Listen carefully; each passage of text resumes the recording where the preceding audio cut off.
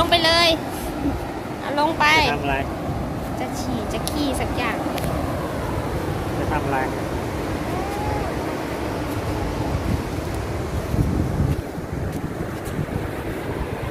โอ้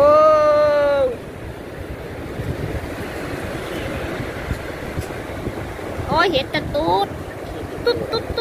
สีดำ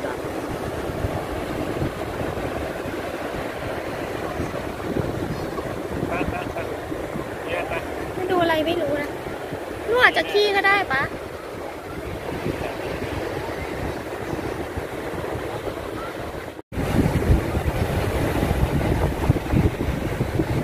โอ้โห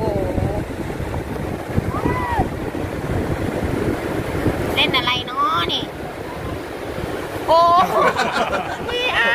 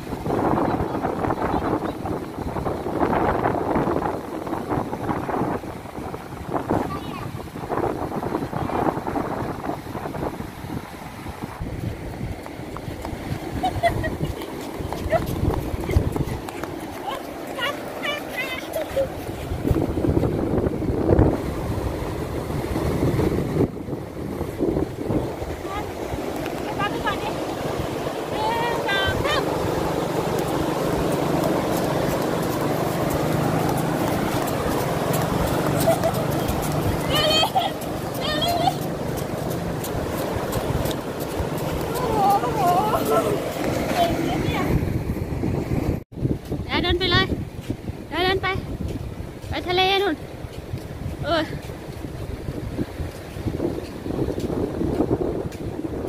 อย่าหันหน้าเข้าทะเลดิอย่าหันหน้าเข้าทะเล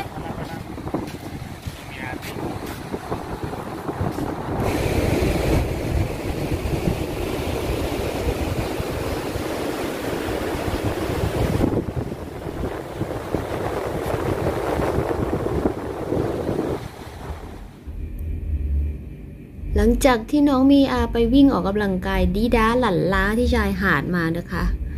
ตอนนี้ก็เฝ้าพระอินทร์ไปเรียบร้อยแล้วน่าสงสารมากเลยกินข้าวเองด้วยค่ะข้าวเกลี้ยงจานเลยค่ะทุกคนนี่ไปออกกำลังกายมาก็อย่างนี้แหละบ๊ายบายนะคะ